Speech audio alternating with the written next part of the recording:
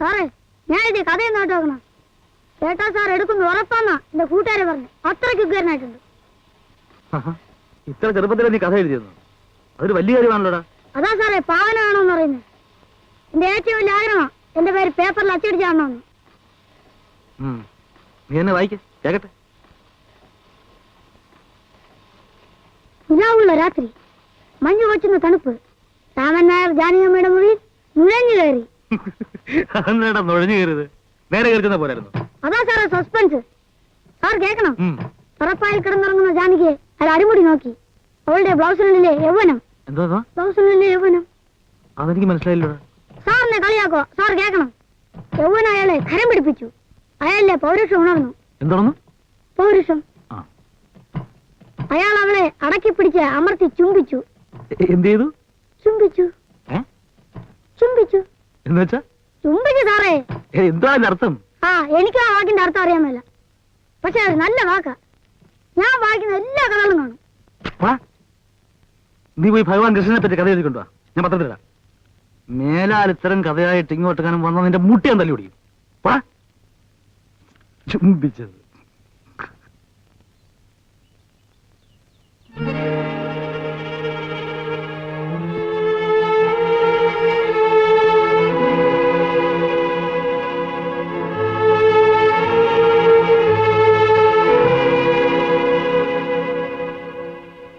നിന്റെ തള്ള എവിടെ? വെള്ളിയാഴ്ച ആയതുകൊണ്ട് 10 മണി വരെ പൂജാമുറിയിലായിരിക്കും. ഓ, ഇപ്പോഴും പഴയ ഭക്തിമാർഗം തന്നെ അല്ലേ? ഭക്തി കഴിഞ്ഞ് പുറത്തു വരുമ്പോ നീ നിന്റെ തള്ളയോട് പറഞ്ഞേക്ക്, ഞാൻ വന്ന് പുതിയ താമസ സ്ഥലമൊക്കെ കണ്ടേച്ച് പോയെന്ന്. ഈയിടെയായി എന്നെ ഒന്നും അറിയിക്കുന്ന ശീലം നിനക്കോ നിന്റെ തള്ളയ്ക്കോ ഇല്ലല്ലോ. അമ്മ പൂജയും ദേവാലയം ഒക്കെ ആയിട്ട് കഥ അടച്ചിരിക്കുന്നുണ്ടായി കുഴപ്പമൊക്കെ. നീ എന്താ ഈ പറയുന്ന മോളെ? അദ്ദേഹം വന്നിട്ട് പോയി. സുഖവരൊക്കെ അന്വേഷിച്ചിട്ടുണ്ട്. ആര്? ഇളയച്ചനെ നമ്മ വിളിപ്പിച്ച ആ മനുഷ്യൻ.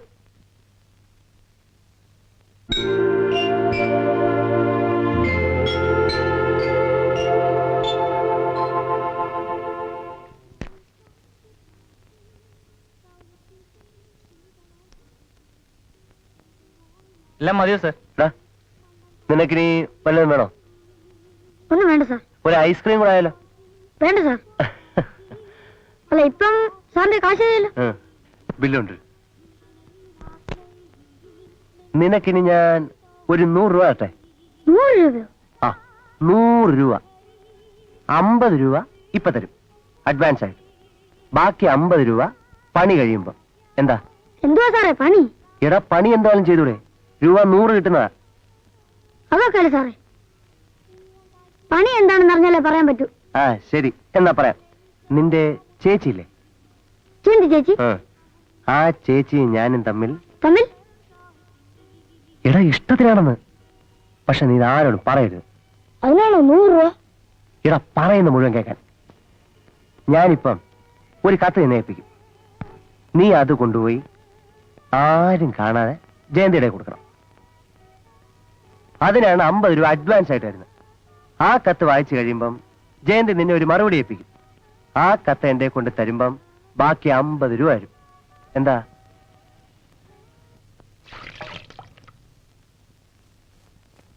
ആ മനുഷ്യൻ ഈ വീട്ടിൽ വരുന്നത് എനിക്കിഷ്ടമല്ല. വന്നിട്ട് പോട്ടെ, മനസ്സിലാക്കാം. ഇത് വരുന്നതേ കുപ്പി സോഡയും കൊണ്ടല്ലേ. ഇവിടെ വന്നിരുന്ന് കുടിക്കാൻ അങ്ങേർക്ക് എന്താ അധികാരം? ഇതെന്താ ഷാപ്പാണോ? അമ്മ മിണ്ടാതിരിക്കുന്നുണ്ടായി കുഴപ്പമൊക്കെ. ഇല്ലെങ്കിൽ പടിക്ക് പുറത്തു നിൽക്കും. മറ്റൊന്നും കൊണ്ടല്ല മോളെ. ഒരു 3 വയസ്സാകുന്നത് വരെ അച്ഛനെ പോലെ നിന്റെ കാര്യങ്ങൾ ആ മനുഷ്യൻ നോക്കിയിട്ടുണ്ട്. അതുകൊണ്ട് എന്താമ്മേ കാര്യം? അന്ന് നോക്കിയിട്ടുണ്ടെങ്കിൽ അതിന് വേറെ കാരണവും കാണും. കഴിഞ്ഞ തവണ ആ മനുഷ്യനൊന്ന് മൂളിയിരുന്നെങ്കിൽ എനിക്ക് ആ ജോലി കിട്ടുമായിരുന്നു. അതമ്മയ്ക്കറിയാമോ? സഹായിക്കത്തില്ലെന്നുള്ളത് പോട്ടെ, അയ്യരൻ കമ്പനിയിലെ ആ ജോലി എനിക്ക് കിട്ടാതിരുന്നത് ഈ മനുഷ്യൻ കൊടുക്കരുതെന്ന് പറഞ്ഞിട്ടാ. അതമ്മയ്ക്കറിയാമോ? അതൊക്കെ നിനക്ക് തോന്നുന്നതാ. അങ്ങനെ പറഞ്ഞിട്ട് എന്താ കാര്യം? എന്താ കാര്യമെന്നോ? എനിക്ക് ജോലി കിട്ടിയാൽ നമ്മൾ രക്ഷപ്പെട്ടു പോകും. അതുണ്ടാകരുത്. എപ്പോഴും ആ മനുഷ്യന്റെ കൊടികീഴിൽ ഇങ്ങനെ പഞ്ചവച്ച് മുടക്കി കഴിഞ്ഞോളണം. ഞാൻ പറയാം, എനിക്ക് ആ മനുഷ്യനെ ഇഷ്ടമല്ല.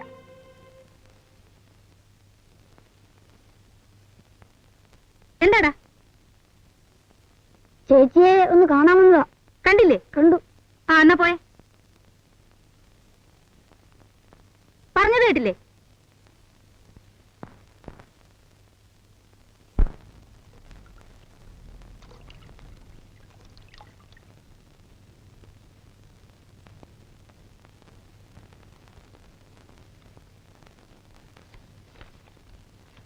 പ്രിയപ്പെട്ട ജയന്തിക്ക് എനിക്കിഷ്ടമായി, എന്നെയും ഇഷ്ടമായെന്നാണ് എൻ്റെ വിശ്വാസം. എനിക്കറിയണം എന്നെ ഇഷ്ടമായെന്ന്. വിവരം മറുപടിയിൽ എഴുതണം. എന്നും രാവിലെ അമ്പലത്തിൽ പോകുന്ന നല്ല ശീലമുണ്ടെന്നറിയാം. നാളെ ഞാൻ രാവിലെ അമ്പലത്തിൽ വരാം. അപ്പോൾ വിശദമായി സംസാരിക്കാമല്ലോ. എന്ന് ബാബു ഇതിനെങ്ങനെയാ ഒരു മറുപടി എഴുതുക? രൂപ 100 കിട്ടുന്ന പ്രശ്നമാണല്ലോ. പ്രിയപ്പെട്ട ജയന്തി, പ്രിയപ്പെട്ട ഒരു കാര്യം ചെയ്യാം. എന്താ വിളിക്കേണ്ടതെന്നറിയില്ല എന്ന് എഴുതാം. കത്ത് കിട്ടി, അതെഴുതണം. എന്താ എഴുതേണ്ടതെന്നറിയില്ല, അങ്ങനെ എഴുതാം. ഞാൻ അമ്പലത്തിൽ വരാം. അപ്പോൾ വിശദമായി സംസാരിക്കാമല്ലോ. ഇത്രയൊക്കെ മതി. ആദ്യത്തെ കത്തല്ലേ. എന്നാലും സാർ ആളുകൊള്ളാം. എന്ത് പണി എന്നെ ഏൽപ്പിച്ച് എന്ന് വെച്ചാൽ എന്റെ സ്ഥിതി നോർത്ത് ആരും കാണാതെ വേണം ഈ കത്തയപ്പിക്കാൻ. അങ്ങനെ ചുമ്മാ ഉണ്ടായിപ്പിക്കാൻ പറ്റും? അതിനും എന്തെങ്കിലും വാചകം പറയണ്ടേ? അത് പറയാനേ വരുമ്പോ ആ അമ്മ അതിൽ വരും. എനിക്ക് അമ്മയുടെ മോൻ കാണുന്നതേ പേടിയാ. എന്തോ പറ്റിയെന്ന് പറയാൻ. എന്തോന്ന് പറ്റേ? സാറിനോടായിട്ട് കാര്യമില്ലേ? ചെയ്യാതിരിക്കാൻ പറ്റുമോ? എന്ത് വേണേലും ആവട്ടെന്ന് കരുതി ഞാൻ അവൻ കൊടുത്തു. ചേച്ചി അത് വായിക്കുമ്പോ എന്നെ അടിയായിരുന്നു. വായിച്ചു തീർന്നപ്പോ എന്റെ പൊന്ന് സാറേ, ചേച്ചിയുടെ മുഖത്തിൽ ഭയങ്കര നാണം പോലെ. ഉടനെ അകത്ത് പോയി ഈ കത്തുണ്ടെന്ന് എന്നെ ആ വില ഇരിക്കട്ടെ. ആദ്യം എഗ്രിമെന്റ് പറഞ്ഞ കാശാ.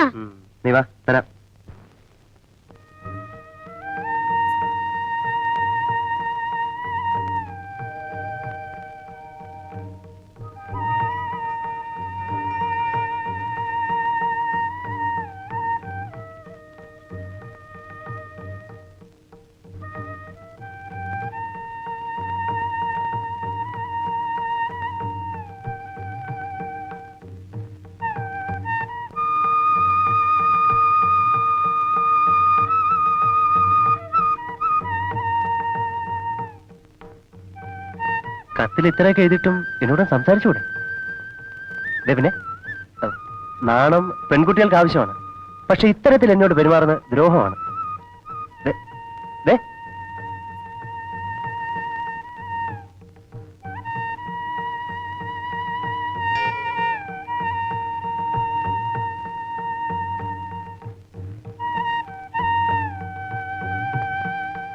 അല്ല, കത്ത് ഞാൻ വായിച്ചു. കുറച്ച് വരികളെ ഉണ്ടെങ്കിലും കൂടുതൽ അർത്ഥമുള്ളത് പോലെ. കുറച്ചുകൂടെ കയ്യക്ഷരം നന്നാക്കിയാ കൊള്ളാം. എന്തായി പറയുന്നത്? കത്തോ? ഏത് കത്ത്? ഇത് ചില പെൺകുട്ടികളുടെ സ്വഭാവമാണ്. കണ്ണടച്ചിരുട്ടാക്കുക. കത്ത് വായിച്ച ഞാൻ മണ്ണനാണെന്നാണോ പറയുന്നത്?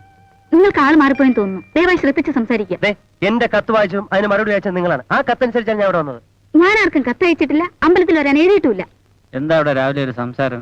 എനിക്കറിയില്ല. ഈ മനുഷ്യൻ എന്തൊക്കെയോ പറയുന്നു. എന്താ സാർ, നിങ്ങളൊരു ചെറുപ്പക്കാരനല്ലേ? അമ്പലമാണെന്ന് നിങ്ങൾ ഓർമ്മിക്കണ്ടേ? അയ്യോ കഷ്ടം. നീ എന്തിനാ അയാളോട് അങ്ങനെ പെരുമാറിയത്? നിനക്ക് അയാളെ ഇഷ്ടമല്ലേ? ഇഷ്ടമാണ്. പിന്നെ അതെനിക്കറിയില്ല. പക്ഷേ എനിക്കപ്പോ അങ്ങനെ പറയാനാ തോന്നിയത്. അവിടെ ആൾക്കാരൊക്കെ കണ്ടുകൊണ്ട് നിൽക്കുമ്പോ എന്നോട് എത്ര സ്വാതന്ത്ര്യമായിട്ട് സംസാരിക്കാമോ? അതിരിക്കട്ടെ, എന്തായിരുന്നു പുള്ളിക്കാരന്റെ വേഷം?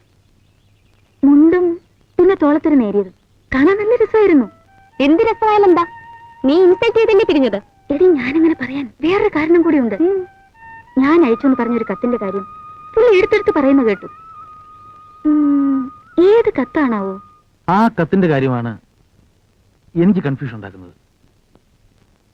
താൻ പറഞ്ഞത് ശരിയാണെങ്കിൽ, ആ കുട്ടി തനിക്ക് എഴുതിയതാണെങ്കിൽ ഒരിക്കലും ഇങ്ങനെ പെരുമാറില്ല. അത് എന്ത് തന്നെ ആവട്ടെ. ജീവിതത്തിൽ ഒരൊറ്റ പെണ്ണും എന്റെ മുഖത്ത് സൂക്ഷിച്ച് നോക്കിയിട്ട് പോലുമില്ല. അതൊട്ട് എനിക്ക് ഇഷ്ടമല്ല.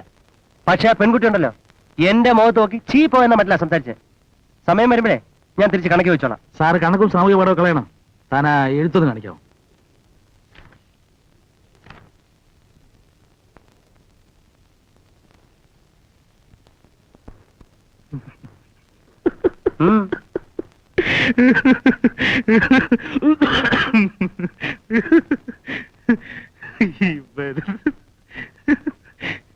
ഇതൊരു കാമുകിയുടെ കത്തല്ല.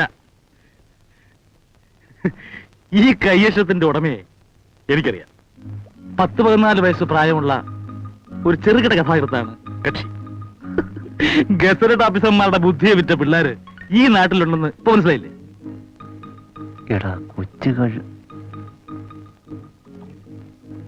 എടേ പയ്യൻ, മീൻ വല്ലതും കുരുങ്ങിയോ? എവിടെ കുരുങ്ങ? ഇപ്പൊ മീനിനെ കറിയാ സാറേ, അങ്ങനെ ചൂണ്ടയാണ്. എടാ നീ വന്നേ, നമുക്ക് ശാലം പണിയുണ്ട്. സാർ ഒന്നും പറ്റില്ല, ഒത്തിരി തിരക്കുണ്ട്. എന്തോന്ന് തിരക്കടേ? നിന്നെ എത്ര ദിവസം കാണണം കാണണം എന്ന് വിചാരിച്ചിരിക്കാന്നറിയോ? നീ വലിയ ബിസി ആയിപ്പോയല്ലോ. നമുക്ക് ഇന്നൊരു സ്ഥലം വരപ്പാ.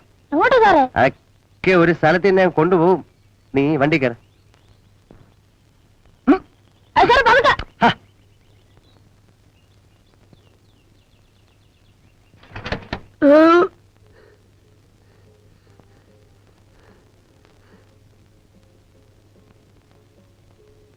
അയ്യോ മതി സാർ, ഇനി ഒന്നും കഴിക്കാൻ വയ്യ. അയ്യോ അത് മാത്രം പറയരുത്. നീ എന്നെ ഏൽപ്പിച്ച നിന്റെ ചേച്ചിയുടെ പ്രേമലേഖനുണ്ടല്ലോ, നല്ല രാശിയുള്ള. ഇന്ന് ഞങ്ങൾ വളരെ വളരെ അടുപ്പത്തില. അതിന്റെ സന്തോഷമാണിത്. ഒന്നും വേണ്ടാന്ന് പറയരുത്, അതെനിക്ക് വിഷമുണ്ടാക്കും. ആ സൂപ്പെടുത്തുകൂടി അയ്യോ കുടിയടാ.